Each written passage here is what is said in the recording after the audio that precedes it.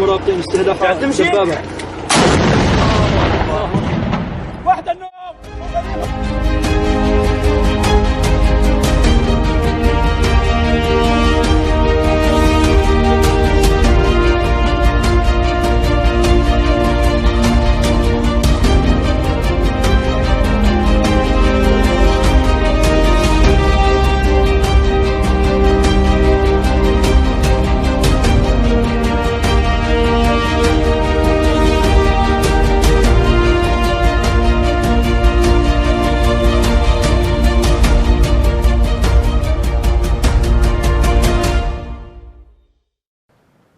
Scrolling through news websites on his home office computer, Kent Redfield, a former Illinois state government employee and retired professor, couldn't believe what he was watching unfold at the U.S. Capitol on January 6th. This was an attack on the legitimacy and authority of government and the rule of law, and so it was, it was just stunning. It really was disbelief and very difficult to get your head around. Amid heightened security, activity at the Illinois State Capitol building in Springfield, where Redfield once worked, was noticeably quiet in the days following the riot at the U.S. Capitol.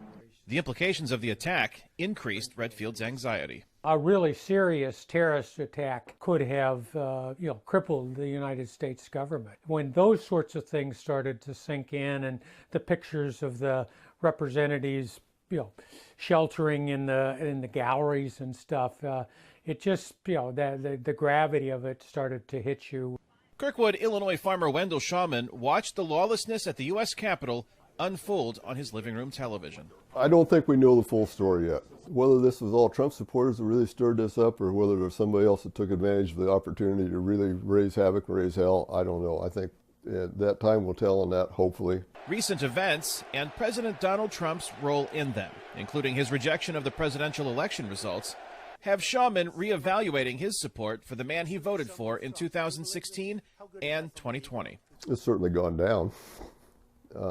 I still, you can't discount what he did over the 4 years. I think the country, for a large part, is better off for it. He did not leave gracefully.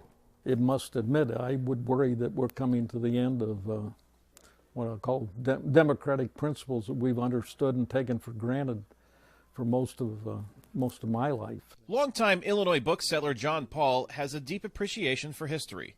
His bookstore, Prairie Archives, is near the old Capitol building in Springfield, where in 1858, former President Abraham Lincoln delivered his famous House Divided speech.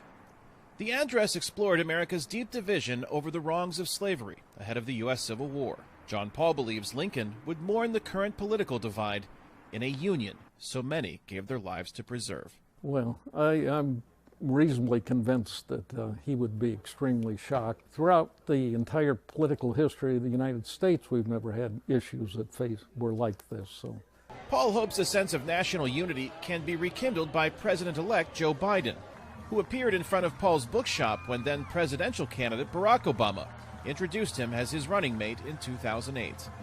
Paul says much has changed during the 12 years since, and he worries about damage done to the credibility of the U.S. election process and whether Biden can effectively govern a politically fractured nation. The extreme right wing is going to reject any sense that Biden is a legitimate president, and this is just going to make his job much more difficult in trying to convince the public that he is and that he's trying to work on their behalf. All we can hope for is that it doesn't stay the same way that it is. Paul's hopes will be put to the test beginning January 20th, when Trump departs the White House and Biden takes the oath of office to become president.